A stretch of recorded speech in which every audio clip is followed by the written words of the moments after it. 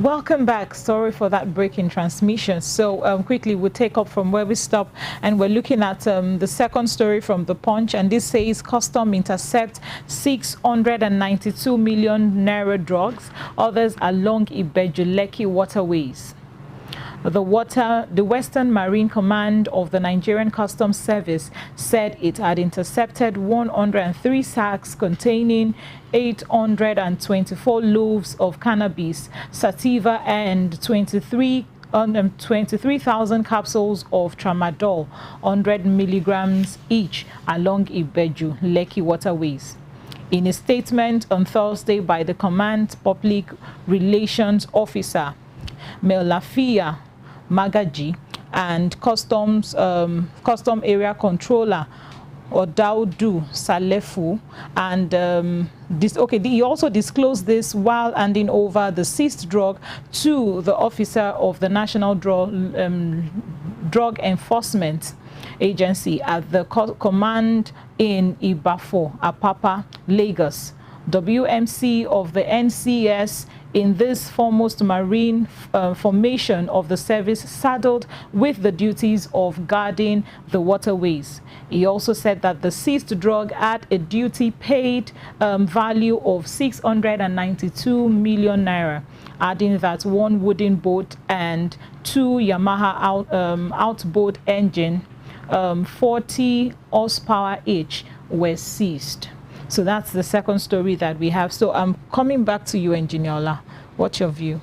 Well, let's give thanks to the Nigerian customs for what they are doing now. But at this time again, let's talk on our drugs. What is the usage of cannabis, tramadol? Who are the people taking these drugs? Of course, now our youth. And what do we expect from somebody who's taking our drugs at this early age in life? What do you think is going to happen to such a person? So we have to, they are doing a very good job, because we have to really look after our youth very well in this country. They are the future of tomorrow, not tomorrow, today. They are the future of today, leaders of today, and future of tomorrow. Thank you very much, sir. Applaud the same. You know, because when you look at it all over the world, every country has a particular war on saying no to hard drugs. This is becoming rampant in this country. Every day, sometimes at Ikeja, you see, they will say, oh, look at this boy that's going on the road. The boy is from a very wealthy family. See what he has turned to. It's because of this hard drug. So let's clap for the Nigerian customs, especially those on our waterways. They're doing a very good job. More grace to their elbow. So White. Yes, same thing here. Custom doing their job well by curbing this, bringing in of this illicit drugs. I call it illicit drugs because it doesn't do anything actually in the body.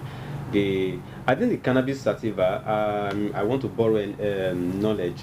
Cannabis sativa, is it different from India hemp? I think the cannabis sativa is India hemp. No, you see, in those days when we were young and we were studying chemistry in school, you know, when you have a benzene is a kind of chemical like that can burn at a very low temperature. Yes. When you insert in that hemp inside benzene and you cook it to a certain temperature, then you have hashish oil, which is cannabis. So you see, you know, then that was the experiment, you know, was being carried out then at Umunide, where you have a plenty of Indian hemp farm. But you see, one thing is that the resultant effect is not good. You know, it's not good at all. So that is what you want to know about it. No. So now that you know about it, could now you continue? That I know, I think I'll be speaking directly to all the youths all over the world. Okay, Engineer Ola is an elder man, is an elder statesman. Let me put it that way. On this set, and I think I'm representing. No, I don't think I am representing the youths. Engineer Ola, I've charged money. All youths, please. Let us talk to ourselves. Let's stop this drug abuse. Drug is not actually doing anything good in the body. I mean, what exactly do you want? Health-wise, it's a no-no. I mean, mentally wise also. What do you use with? What do you want to the way youths are coming up or devising several means of use of drugs, and so they are just coming in with different creativity. You are creating things, creating those drugs in many ways, as if it's food. Well, good work for what the marine officers, and you can imagine the amount of money being spent, invested, not the one they realize. This 692 million naira is not what they realize, it's what is spent in bringing the drugs, including 2 Yamaha boats, 40 horsepower. Do you understand the extent at which people are looking for this drug? If the same energy from the youth is being passed into being productive, we'll be talking about a better Nigeria. That's why most of the political power, important places and positions in the country, is not entrusted to the youth. Thank God for this administration that are bringing in youths little by little. Thank God for our dear President Bola Ahmed Tinubu. I think he's trying in that area, bringing in youths, bringing them into position. Trying to make them responsible. And as a matter of fact, I may say, or I should add to this, that government will also do more because to whom much is given, much is expected. So if you don't give anybody something, you don't give somebody something, you don't expect anything from the person. So I think we need to bring in more youths so that they will think, oh, we are now responsible. All right, so let's look at the third story that we have from the Punch newspaper, and this says, set up customer center, FG tells Disco. The federal government has ordered power distribution companies to deploy customer engagement platform within the next 3 months.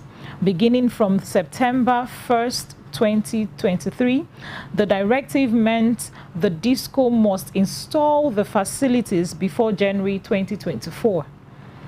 It gave the order through the Nigerian Electricity Regulatory Commission and explained that the directive becomes vital due to the failure of Discos to resolving the complaint of the users.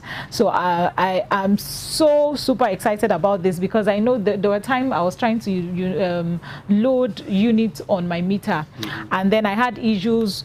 Money was deducted from my account, and I couldn't get, unit was not forwarded to me for me to load on the meter. And then I had issues. I was like, okay, how do I call? There was no number to call. I had to go through the app I was using, the bank app I was using, to see if I could get the number. The only number I could get was the customer service of my bank. So, and it wasn't any way related to the electricity, the Disco. Yes. So I am so of the opinion that this should stand. They should agree to this. In fact, if they need us to join them in employing customer service, we have good hands, not just anyhow. Because there are some, before you used to give them location. Before you used to enjoy calling customer care service to just want to hear their voice because of the way they talk. But now, oh my goodness, we want them to do something. The beef that people have against NEPA in this country. In fact, it's almost so they are waiting for any little mistake that you're going to do. But seriously. So I called one of the network supplier, and then the voice I was hearing, the English was so off the point. His tonation was off. I'm like, how did we get here? The Disco agent. Not Disco. Okay. I am now saying that. So if Disco are looking for people to employ, they should call on us. We'll give them people who can do the job for them, neat and plain. So Modot is soliciting. So I know for this position in the national cake. You want to eat the national cake. Everybody wants a bite of the national cake. So you also want a bite, my dear President of the Federal Republic of Nigeria, President Bola Ahmed Tinubu. Please, Modot is here and is looking for a share of the national cake. So I'm super excited about this, and I really look forward to this coming into existence. Seriously. So. You wanted to say something? Yes, actually, this is a very good development. I love this. People should. If you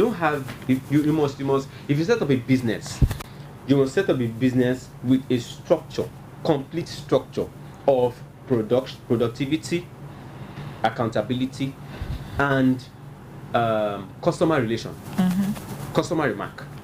Because if you don't have customer remark, how do you know that you're serving your customers right or wrong? So I think this is a very good development.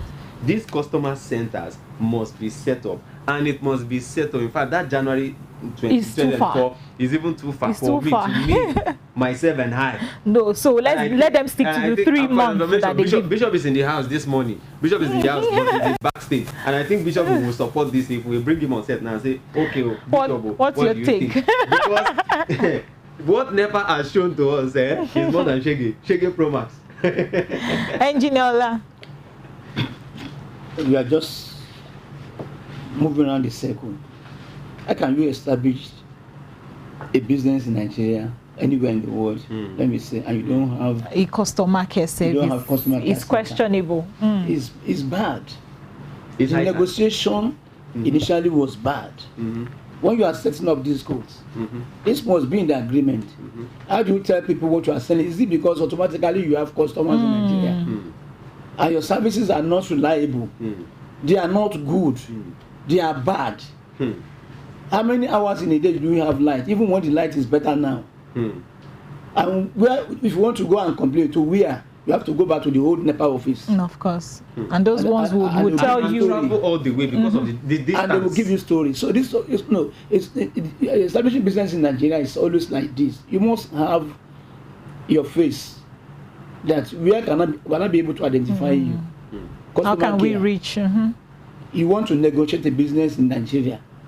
You know, Nigerians are not prepared for you. Whatever you give to them is what they take. Yeah. This is what is happening now. Now that they are giving us prepaid meters, now they should have an outlet where they sell cards. And when there's any complaint, where you go to, it's not there. It's not inclusive in the agreement. But the government is now saying, oh, you must have customer care before January 2024. Okay, I'll hold you there. Let's believe they will do it. It's like medicine after death. Let's believe they will do it. It's like medicine after death. And we pray they do. We pray they do. All right, quickly, we'll go on a quick break, and when we come back, we'll look at further stories making the headlines. Stay tuned.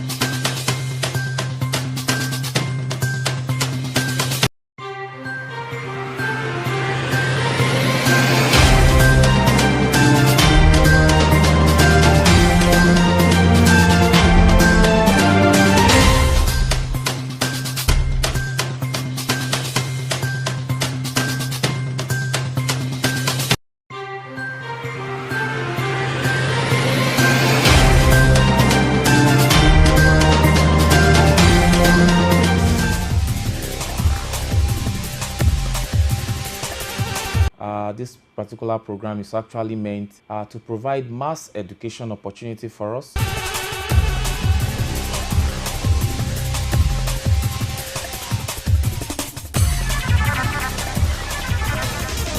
So the first thing you need to consider under presumption phase preparation by schools is that, number one, there must be thorough cleaning of the environment. This is very, very important.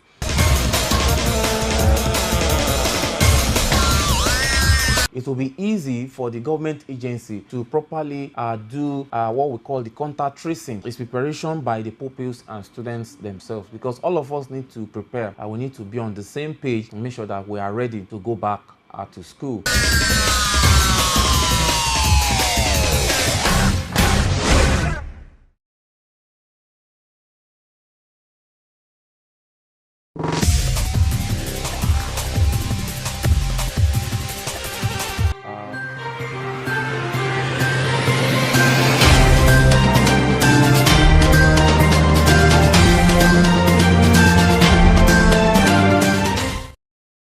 Welcome back from that quick break. So we'll take a look at the stories that we have from the Vanguard newspaper. And what we have here, the last story we'll be taking would be the oil theft.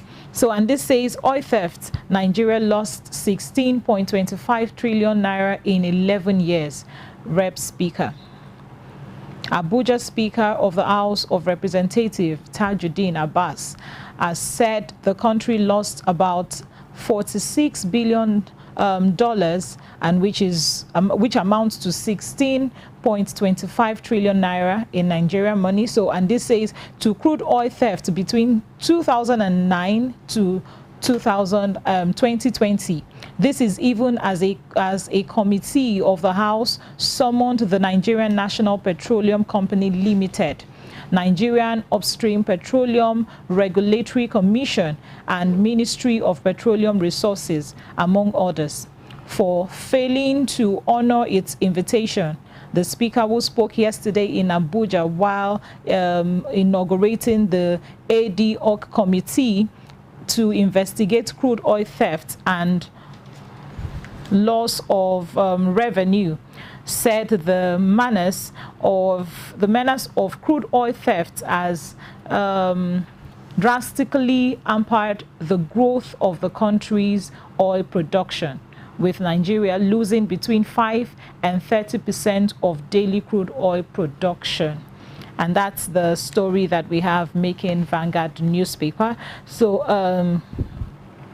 it's so sad that we are losing such amount of money to oil thefts. You know, imagine the huge sum that is being mentioned between 2009 to just a year gap, and it's really alarming. So what exactly is being done to make sure that all of this is enough to just come out and mention these things, and then we are not hearing, okay, and then they were summoned for a meeting, a committee meeting, and then they didn't show up? Engineer Ola, from your wealth of experience, what's your take on this? Well, you have answered the question that when you call a thief for a meeting and doesn't show up, what does that mean?